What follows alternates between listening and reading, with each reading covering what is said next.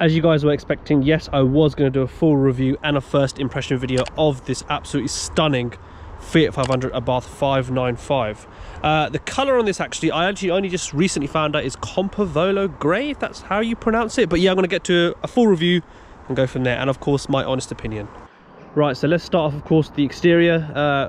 Kind of what's going on out the front. So it is actually in Compavolo Grey. Quote me if I'm wrong, but yeah, it is Compavolo Grey. This is an optional extra colour, which, to be honest with you, I have seen a lot of Fiat 500s around, Abarth, sorry, and you do not see this colour, so this is a very rare colour. It is sitting on, of course, the baby little 16-inch alloys, which is quite cool. What I like the most about this car is the fact that it's got the cool little Abarth logo here and 595 there. If we go on to the back, obviously you've still got the Abarth logo instead of the Fiat logo, just a little reminder. And the coolest thing about this car is, of course, as you guys know, you've got the twin exhausts there and there, and it actually sounds awesome. I mean, not only that, you've got the mean diffuser as well here. I'm thinking of even putting like an F1 light there, look quite cool. But yeah, so the outside is quite interesting, actually. Of course, you've got the Abarth and the 595 logo on the side as well. You've got the chrome look as well on there, which is quite cool. So yeah, as an overall car from the outside, it is very, very cool. I mean, it's not something I would drive, but it is a very cool car. I mean, it is. I have been driving it, actually, not a lot, but this should be interesting, and not a lot of people notice. I don't think the missus has noticed, but it actually says Abarth at the front, which I might actually get coloured in, maybe professionally, obviously. Gives it a nice little touch. So this Abarth is completely stock, so it's a 1.4 turbo, which is, I think, it's producing 163 brake horsepower. My first impression of the engine bay, very, very cool. As you could probably tell, you got the Scorpion, you got the whole Abarth look. I mean, you can tell it is an Abarth without even looking at the outside bit. Is a very, very cool engine bay. I mean, compared to a lot of other cars, I mean, the engine bay, this is quite nice within its range, so definitely a thumbs up from me. Right, so let's be realistic. Let's look at the interior. So first impressions of the interior, don't mind the cat food, it's there. But first impressions of the interior, I will be honest with you, and the missus ain't gonna like this because she's watching this, but there's a lot of plastic going on, which is typical Fiat. I mean, you've got door handles, plastic, that's not plastic, plastic. There's a lot of plastic going on, and my view is, you guys know, I'm not much of a fan of plastics in terms of a car. It kind of ruins the car. I mean, this is supposed to be a performance hot hatch, and it's covered in plastic. I mean, yeah, okay, money saving and all that good stuff, but it's an Abarth, so there is a lot of plastic going on. That's one thing I really don't like about the interior. There is a heck of a lot of plastic going on. But let's talk about the positive things. So let's talk about, of course, space. There is a lot of space going on. As you can see, obviously you've got loads of space there, got loads of space. You do have a lot of space. This car is a very roomy. So this is my wife's Fiat 500, which I will be getting on the channel more. She used to have a Polo before, and weirdly, this is way more roomier. I mean, obviously you've got the cool bucket seats as well, which is quite nice, very, very comfortable. You've got loads of space in the back. So if we get in the back, I'm about 5'11". I mean, yeah, if you look at it, it is touching my head, which is not great. I mean, I will never be sitting at the back anyway, but it is roomy from the front. From the back, not so roomy at all. But yeah, as an overall car, honestly, inside-wise, it's okay. If I had to rate it out of 10, I would honestly probably give it maybe a 5. I would give it a 6 if it was a little bit more roomier in the back. Right, so just talking on practicality-wise, if you open the boot, surprisingly, it's quite a lot of room space. I mean, for the size of the car, there's quite a lot going on. It's a shame, obviously, these cars don't come with spare wheel no more, which isn't great. But yeah, I think in terms of boot wise, not that bad. I think maybe if you're lucky, 2 suitcases if you put the seats down. Right, so if we talk about the tech, obviously you've got this as well. I think that's quite nice. I think that's a nice little feature. Very basic, which I think is quite good in these cars. I think people buying a Abarth, yeah, there's very limited technology in here, but I do like the fact that obviously you've got the little buttons here to control the actual module in there, which is quite cool. So you've got menu, yeah, so you've got menu once it decides to load. Yep, so you've got menu and all that good stuff. So you've got all your different little options and all that stuff, which is quite cool. I think it's a cool little thing to do. I mean, it's a nice layout. Ignore the sign, it's getting serviced this week. But yeah, so it's a cool little layout. I mean, if you change it, so you've got the sport button here, so it should change actually. So if I just click that, oh, nope. Oh, bloody hell. No, so go up, Sit. So if you change it now, it'll go on to the more sportier look, which obviously I prefer. I do like that. So in the sport button here, obviously the suspension stiffens and the steering wheel gets a bit harder, but other than that, very, very cool. I like that look, and I will be keeping that on. On an average, when she's been driving the motorway, 33 miles per gallon, which is not that bad. Surprisingly, is not that bad. But if we move on to here, which is of course the main bit, the only thing I don't like about this, it doesn't have nav, but I mean, to be honest with you, I don't think she really cares about that. To be honest with you, it's got very basic stuff. So you got radio, media, trip, phone, and apps. Apps, so you've got the clock and Uconnect. I'm not really sure what that is, to be honest with you. There's not a lot going on here. They have kept it very basic, which I think for a lot of people, and even for myself, I prefer. I don't like too much going on. It confuses people and all that good stuff. But of course, as you can probably see, my favorite thing in the car, the little boost gauge, so the turbo bar, which is quite cool. That obviously initiates once you put the car into sport, so that lights up there and you're ready to go, really. So, which is quite good. I mean, the interior wise, yeah, I think that's pretty much it for that. Let's get to the driving bit now, my favorite part, and we will finish off with a 0 to 60. So I think on this it's 0 to 60 in 7.2 seconds stock, but with my fast gear changing, probably less than that.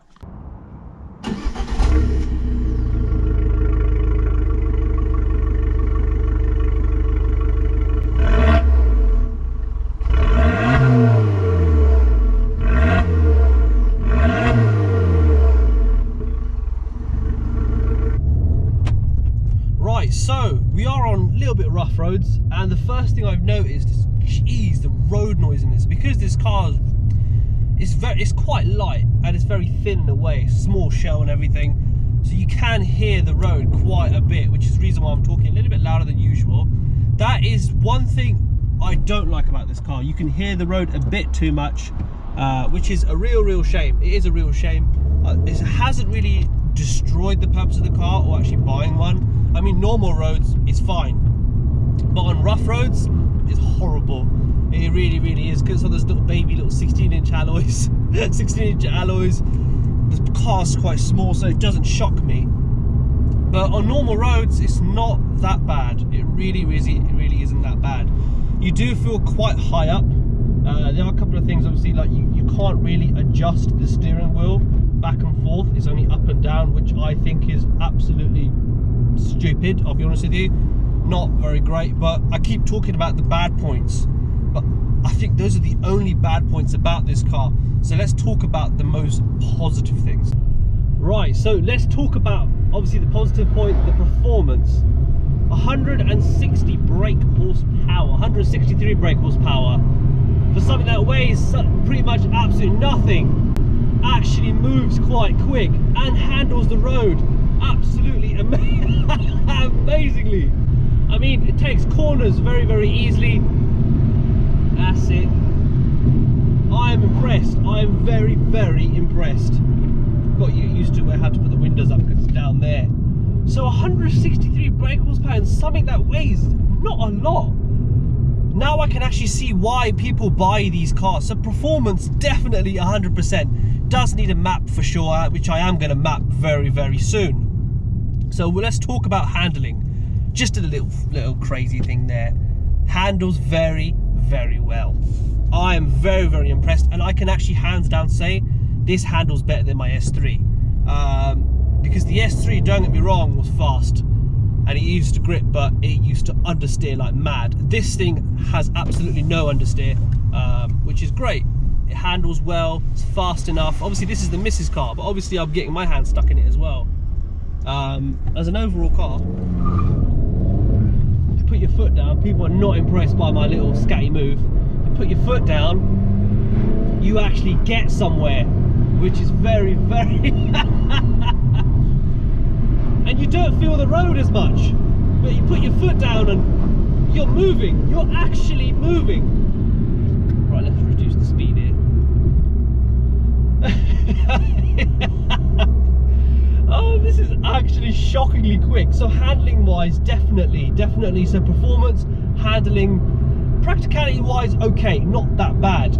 But I want to see now I can actually see what all the hype is about.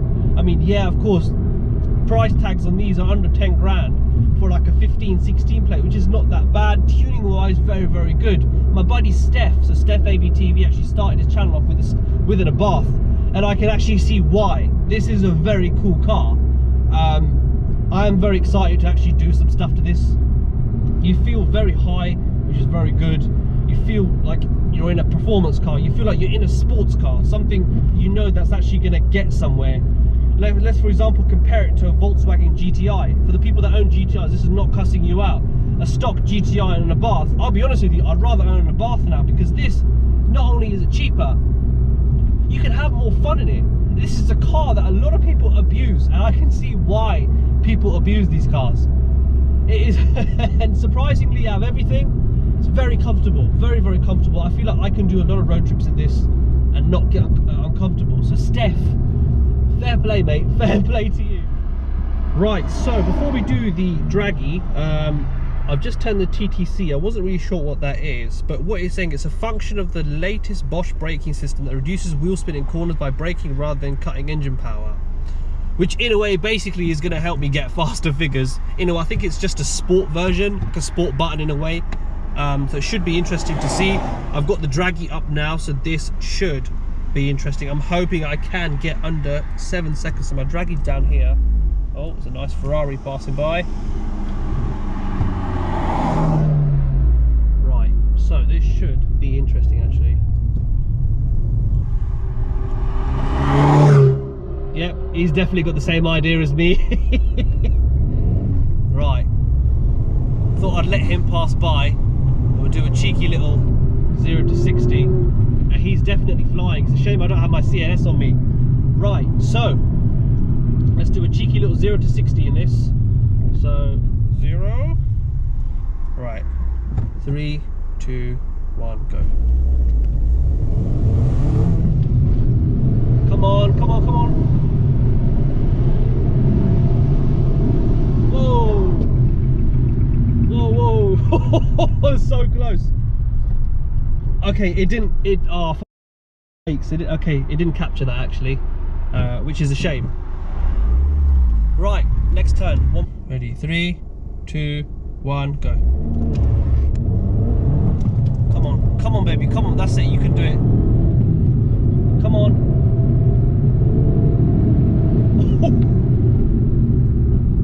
Oh, man. So 0 to 60 in 8.5 seconds. Ugh. Not great, not great. I'm going to give it one more go to see how that goes. Give one go. A lot of wheel spin there. Come on, come on, that's it, that's it, that's it. 40, come on.